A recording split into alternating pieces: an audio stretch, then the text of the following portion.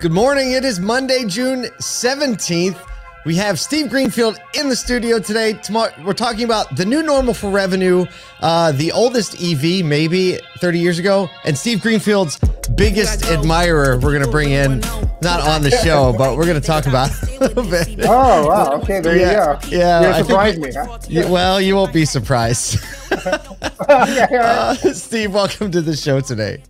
It's good to see you, Paul. Happy Monday. Oh, happy Monday indeed. We have a lot going on this year. We do have, just so everybody knows, some new episodes dropping. We've been doing this regularly since ASOTU CON. We have a lot of content that is going to be released on the drip. We have a new Auto Collabs episode today. Compliance is the green lantern of the auto industry with Sherryl Nens. She made this great illustration of compliance being like the green lantern superhero that everyone's like, what is that actually? He's actually for? What do they do? And she had some great stories in there.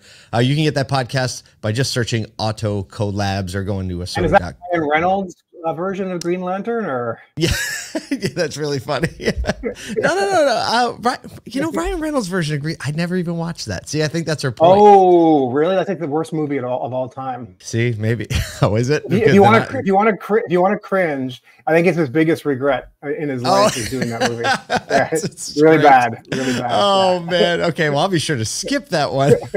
Also, we are dropping 2 ASOTU CON session podcasts a day. These were recorded live to a live audience at ASOTU CON. They're so much fun. They're only 15 to 20 minutes. And these are some of my favorite, and Kyle's as well, because we didn't get to do the interviews, right? So a lot of guest hosts on here.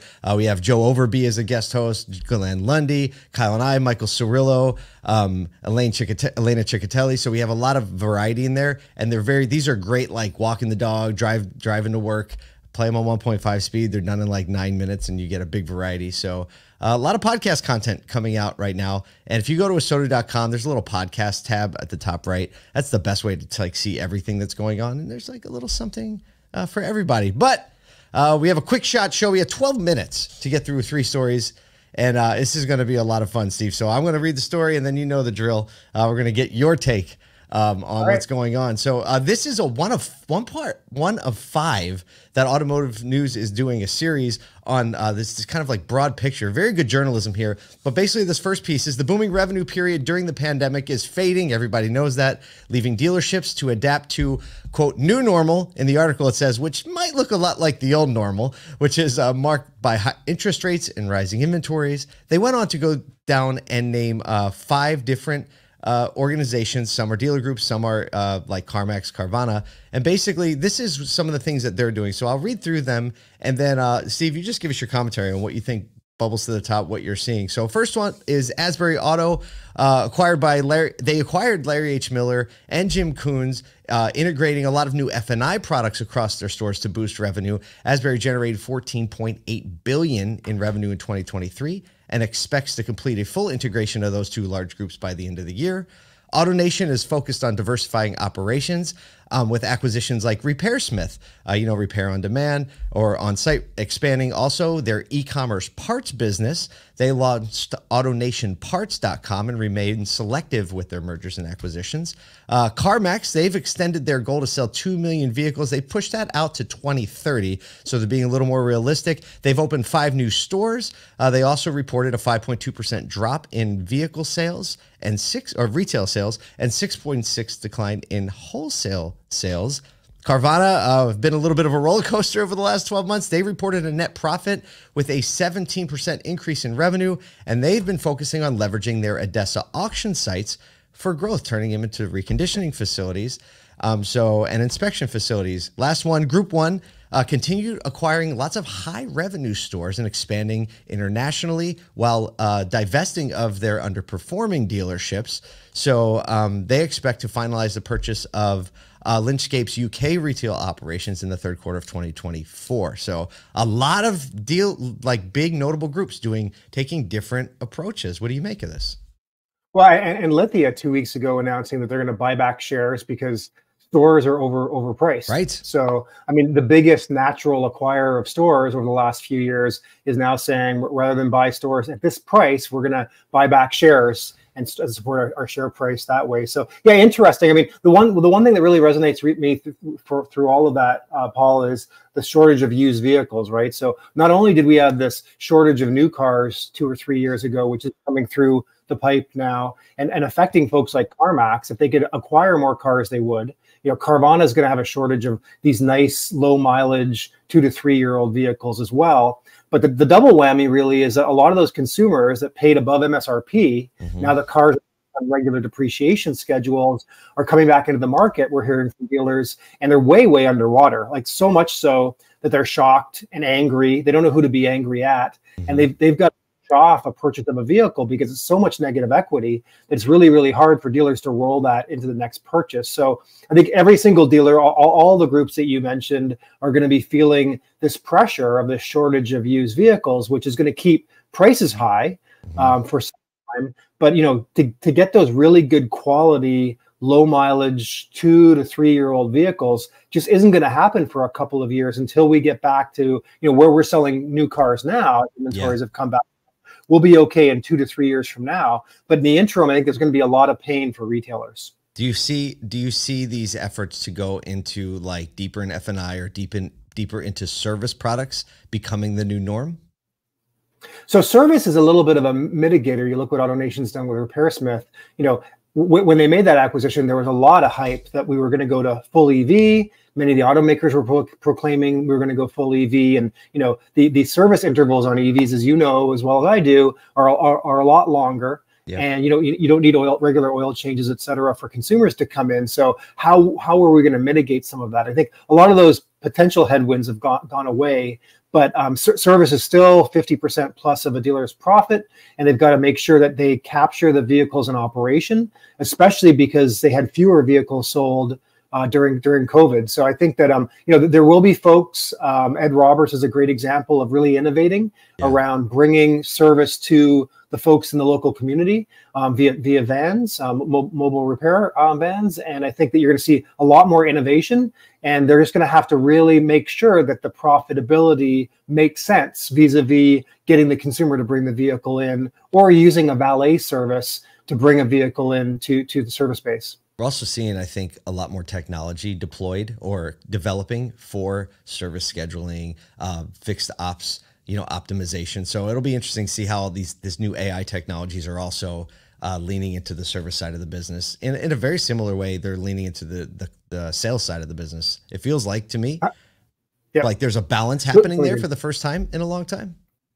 Yeah, I think we're starting to see a new wave of innovations across both variable ops and fixed ops, but fixed ops has largely been neglected. You and I have talked about that compared to the amount of innovation that's occurred on you know, getting a dealer one incremental sale, whether it's a new or used vehicle. And I'm excited. Like we've got a few companies that are doing exceptionally well that we've invested in on the fixed ops side, and we're continuing to see a nice level of innovation on the fixed ops side. Yeah, that's always good for everybody. Speaking of things that are good for, well, maybe not everybody. Stop. Segue. Time. But they're good for at least one person.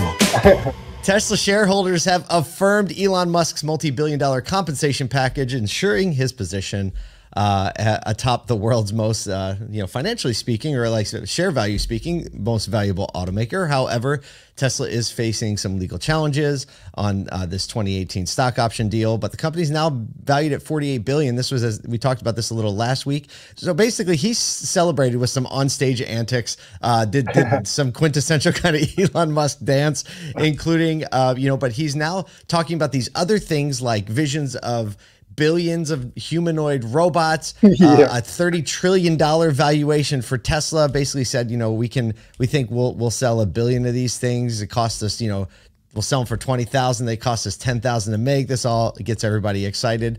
The Model Y is still the top selling vehicle in the world. ARK Investor, who is very bullish on Tesla's future, they say the share price could hit $2,600 by 2029.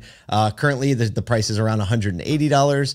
And they talked a lot about the you know, proposed robo-taxi business, comprising 90% of the company's value. So we have like this robo-taxi, 90% of the value. We have humanoid robots and AI. One shareholder said, old Elon has returned. So you had a comment on this. some commentary in a LinkedIn post, and also in your weekly insight report, which if you don't get it, you should go to automotiveventures.com and get it. Comes out every Monday morning. Basically, it said Tesla's core business is faltering, and Elon Musk's hype has barreled past the boundaries of outright fantasy, damaging the company's reputation and entangling it in legal battles. So you obviously have some thoughts and opinions on this. Give us the Cliff's Notes. Yeah, I mean, it's hard to be reaching for the moon or Mars in his case when the core business is really suffering, and it is right now, right? I mean, we've seen month over month declines in Tesla volume. He announced, I think, as of last week or the week before, that the Model Y is not getting a refresh this year. Yep. So, you know, the best selling car in the world as of last year isn't getting the refresh that was due, and you know, the sales will suffer, right? I mean, Glenn Mercer recently came out very astutely and said the biggest driver of market share increases is a model refresh, not surprisingly. Mm-hmm. And all of the Tesla product is pretty long in the tooth, except for the Cybertruck now, and the Cybertruck sales have been a little bit lackluster. So, you know, never bet against Elon. I think it was interesting for those that haven't listened to the actual recording of the shareholder meeting. It's worth listening to that bit, because he says things like, you know, we're going to need more than one of these Optimus robots for every human on the face of the earth. And, you know, if we can make them for 10,000 and sell them for 20,000, and we sell something like a billion robots a year, then, you know, we should be able to do $1 trillion of profit a year. And to your point, you know, he backs into the math and says, and if we're worth 20 to 25 times $1 trillion in profit, then Tesla could be worth, you know, 20 to 25 trillion dollars just based on Optimus alone. Forget ARK Invest and the autonomous vehicle. So, I mean, the most pricey stock right now is in Nvidia and Apple at, you know, just north of 3 trillion. To think that Tesla is going to be worth 20 to 25 trillion within a few years based on Optimus sales is like, it's out there. But I mean, you can't bet against this guy. You cannot bet against this guy. Yeah, I mean, I think so much of it is managing the, like, I read the biography this year, and it was very revealing on like how the inner workings, and I always wonder like how long can that sustain? Because if you pull Elon out of Tesla, like there is no Tim Cook, right? Like that's apparent. You know, we were talking about Tesla, you know, like maybe partnering with dealers. Haig wrote this thing last week, you know, open letter to Elon Musk, and my perspective on that is like not in a Steve Jobs world, which was like, in my mind, like the Elon Musk, like you need a Tim Cook who would come in with Tesla and understand like there's broader profitability that aren't so, you know, based on these dreams and aspirations. But that article, you posted it and you put it at the very top, your top admirer, I think, is really revealed in this comment. You put it at the top of your newsletter. And here, do we have it? We're going to put it on the screen. And this is from Tony Lai. And he says, "You are an embarrassment, Steve Greenfield. Turns out you don't know much about this pay package deal. People are fools listening to you," which I think I'm the only reply to that comment. I was like, so I listen to Steve. I guess I'm a fool, you know? Well, thanks, Paul. You're my one supporter. I respect the open dialogue that the social media sites present, but it's also funny. Once in a while, I just got to pluck out the good ones and post them on the newsletter. Yeah, I know. So we really appreciate that. We appreciate the work you're doing. We appreciate you. Thanks for coming on the show, making a little time on a busy Monday morning to give us some of your thoughts. Hope you have a great week. Thanks, Paul. Good seeing you. All right. We'll see you here bright and early tomorrow morning, everybody. Have a good Monday.